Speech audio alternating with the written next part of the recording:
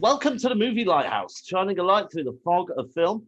My name's James, and I'm very pleased to be joined by the creative team behind the new genre-busting film, Happy Little Bunnies.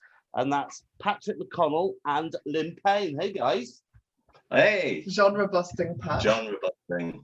Well, we'll get into that in a minute, but to begin with, I thought, oh, well, this is going to be a great horror, and then I thought it's going to be a great comedy, but I don't think those two words give this film any justice at all. It's way more there than that, way more intelligent than that, and it just keeps you on your toes. But before we get into that, and I hear what you have to say, I've been a fan of yours for about 20 years. Do you know this? No, absolutely no idea. So about 20 years ago, I think I saw you performing in Mother Goose. I did perform in Mother Goose. Yes. Funnily enough, that's where I met Lynne. Yeah, I was. Deborah. Yes. Deborah, so yeah. we've got a mutual friend, Deborah, who's not here today. She actually does another of my podcast, TV Autopsy. But yeah, so you met there, and have you been working together creatively ever since? Pretty much, yeah. Pretty much. Well, basically, like we met. Pat was a jobbing actor, and I was just like trying not to do a proper job and being sort of mediocre at everything I was doing. And then Pat was like basically disillusioned by getting sort of auditions for just things he wasn't interested in and stuff. And he'd written a radio play, which I read, and I was like, oh, just let's do it. Let's just put it on. Let's make it a stage play. And then it all went from there, really, didn't it? It did. I mean, the thing is, as a jobbing actor, you don't really have a say over what you're in. So you find yourself in a lot of rubbish, basically, but you'll do anything for the money. So we basically decided, yeah, let's make sure we do stuff that we actually would like to watch ourselves. And the only way we knew how to do that was to make it ourselves. And the reason why it was stage is because that's what we knew. Yeah. And at the time, cameras weren't as affordable. Yeah. So as soon as they became affordable, we kind of started making films. We just figured it out. We sort of worked with other filmmakers and learned a bit from them, and then made a short on like 50 quid just to go, can we do it, do you reckon? So it was like 15-minute short film, just two of us with a camera. We were operating the camera. We just stuck a microphone on a tripod. Everything was just like, yeah. And then if we didn't like something, we'd just go, oh, that's a bit shit. Let's redo that, and we did it again. And Brilliant. So let's talk a little bit about Happy Little Bunnies. We'll talk a lot about it. But how can I feel more? By enjoying the feelings that you have already. What are you saying? Your dark thoughts, you need to learn to enjoy them. Living out your dark thoughts could be yours. I don't want to live them out. I think you do.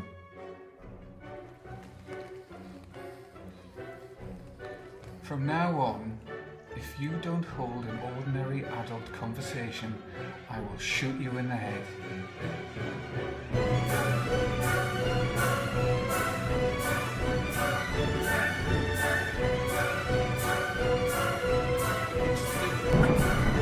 And I'm just a little schoolgirl with the right type.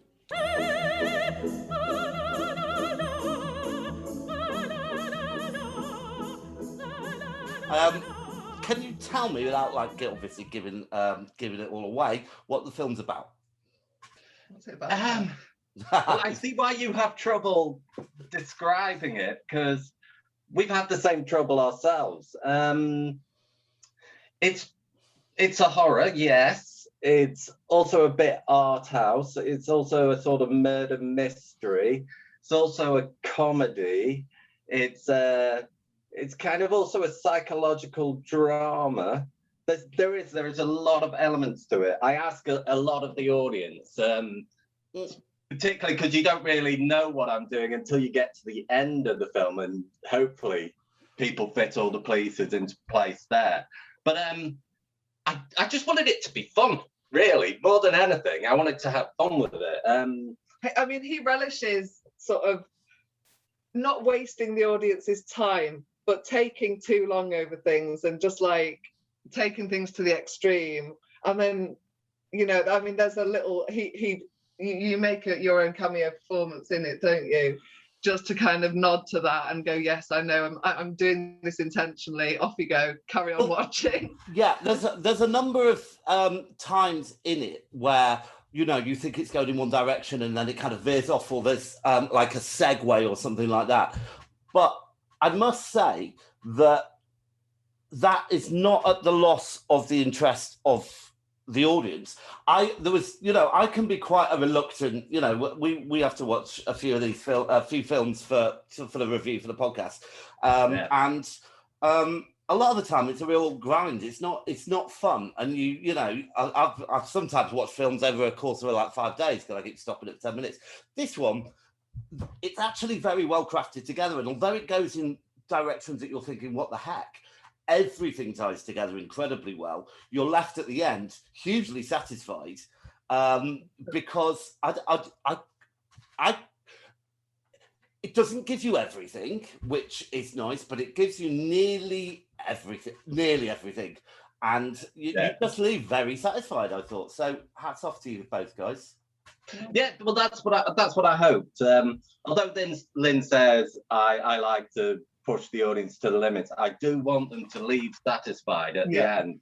Even if there are moments where I will admit it can seem like I'm gently waving two fingers at the audience, then I hope by the end they go, oh, okay, yeah, okay, I see why I did this, and this, and that was a reference to that, and so I kind of trust them. I trust the audience to go with me and make it to the end. I mean, not all of them do. I know that. It's going to be a Marmite film. Some people don't trust their director and won't stick with it, but hopefully most people will. And honestly, if I didn't feel like this, then I wouldn't have been like haranguing you for an interview and all this kind of stuff. But just kind of go back to the kind of writing and the creative process. Some of the comedy, but certainly some of the language and somewhere where you go is very close to the bone.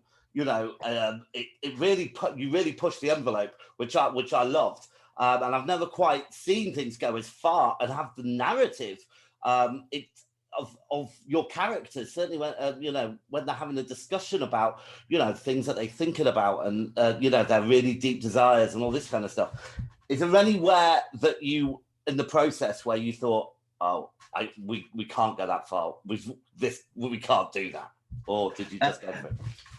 In all my stuff, there are moments where Lynne will say, oh, you can't say that, you've gone too far. Me personally, no, I never think it. I always go, do you know what I mean? This stuff is out there. The audience aren't children. My audience, I hope, aren't children. They're adults. But, you know, an audience is an audience, I suppose. No, seriously, don't let your kids watch it. No, we always have the debate, don't we? With various people we know going, okay, we want to say this. And we'll sort of think about it properly. There's only been a few times in my career where I've worried about saying something. And that's usually if there's something going on at the time, you know. Politically. So maybe if I want to make a joke about racism and racists, and sometimes you can be making a joke at expense of a character and saying this person's racist, and making them use language that I would never use. And then recently I did something like that, and I pulled back. I went, do you know what? This isn't the time to be making jokes about racism. Yeah. And then I've pulled back. But otherwise, things like sex, all that lot, no holds barred. I'll say whatever goes on in here. I'll just fling it out there. You know, what do you think of that? Something I've been thinking about. You could think about it now. Not very pleasant, is it? Have a little think about it. And I think that's incredibly brave. And I think it's incredibly brave and on the nose. And I think that's where it does justice. But Also, you don't allow the film to get bogged down in that. Those intense scenes can be intense, but then you get wonderful cutaways and like some surreal cutaways, which make you think, what's that about? And then you think, oh, I know what that's about. I know why she's doing that thing for all that length of time. That makes perfect sense to me, which is really satisfying. Now, Lynne, you appear, you're in the film. You play the role of a drama teacher. Would that be kind of right? Yeah. Originally, I played the Leanne character in the stage play, actually. But as the producer, I was like, I can't put myself in that role. People will just think I've given myself the main role, and it didn't seem right. So I was like, what stupid character can I do? She's actually based on a drama teacher that I had at drama school, and she did. I'm not giving anything away here. She makes them all pretend to be pregnant in the class, and says, next week you're giving birth. This literally happened to me at drama school with this teacher, and it's one of those she kept saying that the men aren't getting this right. And I was just there going, yeah, do you think there's a reason why we find it difficult and look less realistic playing a pregnant lady than some of the girls? I can't think what the possible reason for that is. But yes, you're right, the girls are pulling it off better than the boys. Yeah, I mean, I've taught drama for a good 20-odd years as well, and I loved that scene, and again, it ties in perfectly. I have to say, again, really impressed with the caliber of acting across the board. How do you go about casting? Do you do it yourselves, or how does the process work? So every time, we've made 2 films. This is the second feature that we made. We don't have a lot of money. It boils down to that. But also we like casting. We have to be more creative with casting because we're not on massive budgets, so we can't get like the big names. Any names or anything like that. So we can't pay like a massive, brilliant fee. So we have to sort of get creative, but I really enjoy. I volunteered like in my early 20s as a casting assistant, and really enjoyed it then when I did it then, and it's something that we kind of enjoy doing, and we're quite good at it. I think we're naturally quite good at it. So it makes sense just to do it ourselves. In fact, if our budgets get bigger, which I hope they will, I think we'll still cast very much. We'll probably get people involved to talk to famous people and stuff we want and all that lot. But I think we know who is right ourselves, and I don't know why so many directors trust the casting director to get people for them, because it's like, I know better than a casting director what I want for this role. Some people, it works. Some casting directors are amazing, and it works differently for different directors, doesn't it? But personally, we like to have control over that, because then. Well, absolutely. I mean, look at it because there's a lot of scenes between the characters of John and Carl, played by John Scott Clark and Simon Manley. Is that right? Yeah. And again, the balance of how they because they're very different. So different. Very different. Very different characterizations, but there is no destroy. It feels very natural, very real, and you really buy into that drama. And just again, part of I used to teach kids for years, and I know how difficult it is to cast kids, but also teach. Yeah. And the young people you had in this were fantastic. They're great, aren't they? Yeah, really well matched. Now, did you have any problems with getting them to perform and getting them and maybe their parents to agree to maybe some of their stuff that they were having to do? Because again, it was not close to the bone, but there was language used and a few violent scenes. I mean, actually, we made in the first feature that we made, called How Not to Work and Claim Benefits, we got them to say some really bad stuff, and we were really worried about casting the kids in that, because that was like, oh God, how do we approach the parents? And it's kind of remarkable how many parents just go, oh, you're going to be in a film, brilliant. They can say anything. Right. Really? Okay. But yeah, with this one, I think the worst thing was the BJ, wasn't it? Well, the girl, yeah, And the little girl. the little girl's talking about a BJ. They didn't know what a BJ was, obviously. And they asked me as the director, obviously. So what is a BJ? I have to admit, You went go. I went, go and ask Lynne. And I then told them to go and ask their mum. But again, really grand performances, and it took me back to I went to school in Cheshire, up north, and it took me back to my school days as well, about that awkwardness and all that kind of stuff.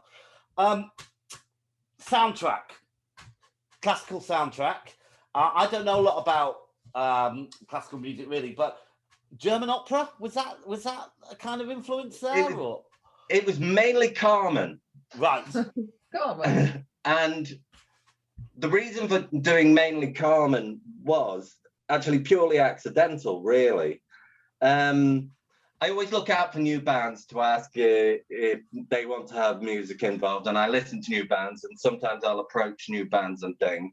And that's only what we did on the first He film. doesn't approach new bands, he gets other people to. He doesn't do that. No. But carry on.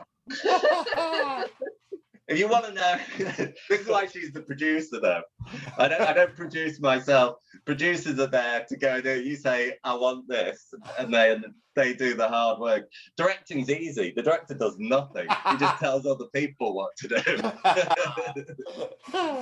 You were in the middle though. Go on, sorry. Yeah, so Carmen. Yeah, so I was listening. Money is obviously tight, so we don't have much money to offer people. Best of all is to find something that's copyright free, and then you are good to go. But obviously that's easier said than done. But I was listening to lots of stuff, lots of classical as well, because classical just seems to work beautifully with film. And then suddenly I started listening to this Carmen album, and it was just Carmen album, and it was so sort of big and theatrical and sort of grandiose and quite mental as well. It's like it changed from like these sort of really twee bits into these really big belting bits out of nowhere, and then women singing like little girls one moment, and then men suddenly singing to these little girls, and I was just like, this is mental. And I went, that's my film. My film is mental. It goes from one tangent to the next, but it all kind of makes sense at the end. So then we found pretty much a whole album of it that was copyright free, and just whilst editing, I was putting bits of it in, and by the end I went, do you know what? I'm doing mainly this just because I love it. It works really well, and it gives it an extra depth, I think. We're going to wrap things up soon, but I don't want to leave without kind of pointing out quite how chilling it is as well. And that's not just the language, I mean, the look of it. I mean, I think you've created quite an iconic horror figure with your, what would you call it, Mr. Bunny, the bunny, the rabbit. Yeah. I don't know, but it's like a pillowcase bunny style mask, but it's the image is almost echoing all those great 80s Michael Myers, Fred Krueger, all that kind of stuff. It's got a real strong image about it. How'd you come up with that? Well, I'm a big horror fan. You're a big 80s kind of cinematic. 80s fan, 70s fan. Yeah. So I went through images of various masked killers, and not just old stuff, new stuff as well. Like the orphanage and stuff. It's got elements of that in as well. Yeah, we loved that, didn't we? Yeah, I'm a big fan of that. And I just sort of pulled them all together, really. It's literally just stealing a bit from here, a little bit from there. I mean, there's nothing truly original, but I thought at the end of it, I went, do you know what? although I've stolen lots of bits, I don't think I've seen No, that. it's very, I think it's created something that's very original. And, you know, it's very clearly that, you know, it's a very sinister image, and you'll see it if you watch it.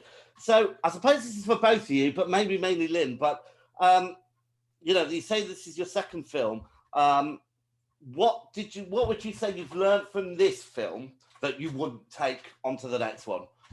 You know, so it's like, oh, we're not going to do it like this again. We're going to make sure that we look out for this. Oh God, I don't know. Let me think. I mean, we shoot so quickly. Yeah, we shot it in like 10 days. Wow. Yeah.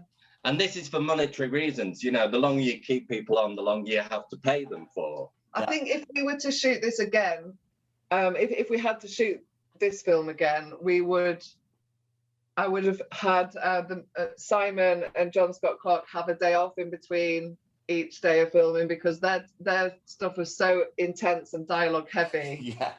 That actually they did, and we toyed with that, and it was money that made, because we were like, okay, we could pay them for a week. Yeah. So they had to just shoot it in a week. But we could have found the money from elsewhere, taken a bit from here, and given them. We could have done, we should have done, really. Well, but saying that, then you had, you know, because it's very intense, their scenes going through, and actually them being in an intense environment, continually doing that probably helps as well. You know, maybe so. Yeah. It's pros and cons, isn't it? Yeah. Well, listen, I'm going to wrap it up there, guys. I can't say enough how much I enjoyed this film and how different it is as well. It really, really is. And I really recommend everyone goes out and watches it. It's available on Amazon Prime. I bought it. That's a few quid. Thank you. Nah, it's you know, but if you're mean and a bit of a cheapskate, you can rent it as well. But I can't highly recommend this enough. So can you tell us what you've got next to the pipeline, or are you just trying to rest for a bit, or sell this, or what? We have a few things. Yeah. I mean, the reason we did this one was it actually wasn't the one I was intending to do as my second feature film. I had an action film with lots of horror elements in it, a sort of hallucinating ex-soldier with elements of Jacob's Ladder in, and lots of things in it, and lots of shootout scenes. It would have cost at least 2 million. I tried to raise... face here. Lynne just looks like crestfallen to me. Yeah. I honestly, I'm a rubbish producer. I can't find money for anyone. So it's like, I'm like, someone else do something. So I was like, okay, we haven't found 2 million. I could try and do a cheapskate version of that, but I don't want to let it down. I still want to make it. Such a good script. It is a good script. So then I went, okay. And then I looked at the other scripts that I had and what I could work with. Yeah. And then I went, Happy Little Bunnies. It's got elements that I want to try. I haven't done the horror thing yet. I want to throw those elements in. I want to do that. So it's kind of a run up to that. So yeah, it'd be the nice next to one, do that one, wouldn't it? hopefully is, and it's called The Girl, the Ogre, and the Boy Dressed as Hitler. Oh, wonderful. Wonderful. You've got me already, guys. Thank you so much for coming on. I am sure, I have no doubt someone's going to invest heavily in this next film, because I think you two are a really creative couple who have got all those important elements right, and that is writing, casting, directing, and getting the best out of your performance. And it's a good film. It's a good film. So thank you very much. I forgot to say, Pat actually made that mask. He sewed it and everything. Right, well, you better keep it safe.